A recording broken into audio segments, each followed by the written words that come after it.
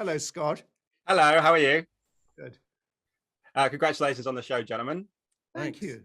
It's so good. I blitzed it in less than 24 hours. I don't know what that says about my lonely existence, but it was very, very good. So thank you very much. That's our core market. That's your core market, yeah.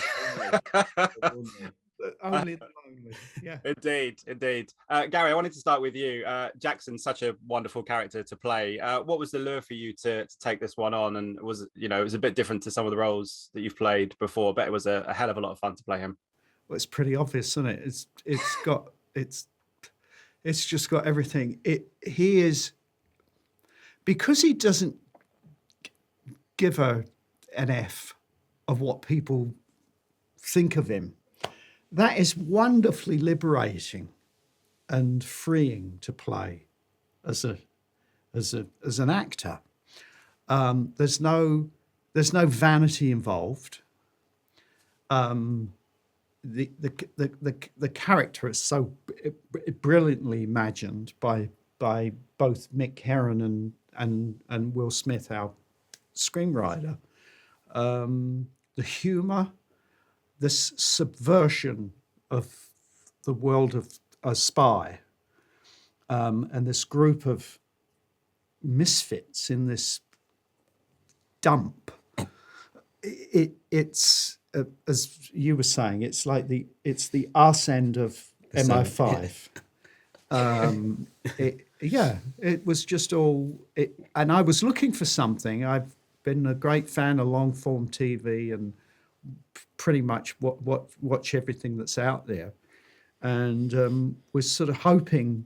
I thought, wouldn't it be great to be in a series and to be able to play a character over a sort of a longer period of time? And I wish something had come in and just like you do, and then this thing fell. It just fell from the sky, and it ticked all the boxes, and it was just. I thought, well, if I'm going to do TV, I think this is a gift of a role. Yeah, absolutely.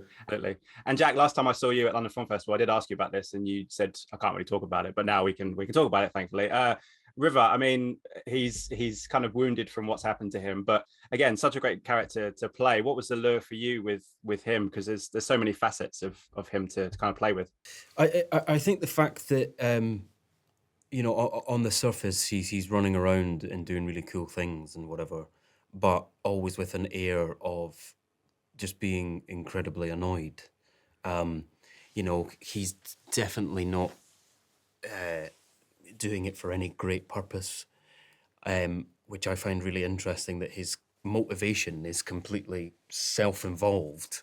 He's trying to get himself back in his swankier job. And I think it's such a lovely way to look at the spy genre, to do that rather than it being sort of Queen and Country and everything like that. It's very much, they're very self-obsessed. All of the characters are incredibly cynical and motivated by their own self-interest, which I think is always a delightful thing to play when it's not through a sort of earnestness or anything like that. It's just, he wants a nicer car in a way.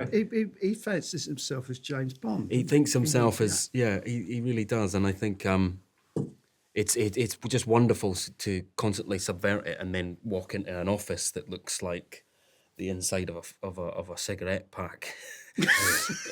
and be called every name under the sun is just not what you'd expect. So and it's a delicious sort of, there's that moment where Lamb says they're my losers. They're losers, but they're my losers. He has a resentment. There's a resentment. There's a thorn in Lamb's side because of the grandfather, who he despises. But there's potential in River. Yeah. So there's that thing of the tough love, and I think that Lamb gets a great sense of satisfaction from being able to poke and prod him, to poke and prod him.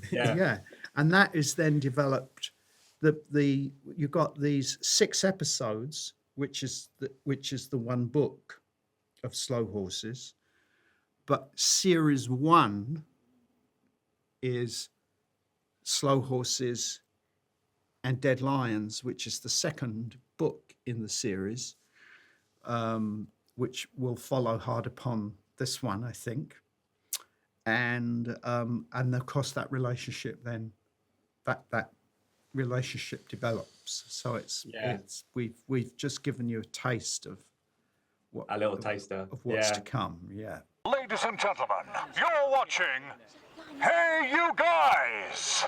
Hey You Guys, huh? Hey, you guys. Is that from the Goonies? It is indeed, yeah. Nice. Hey, you guys!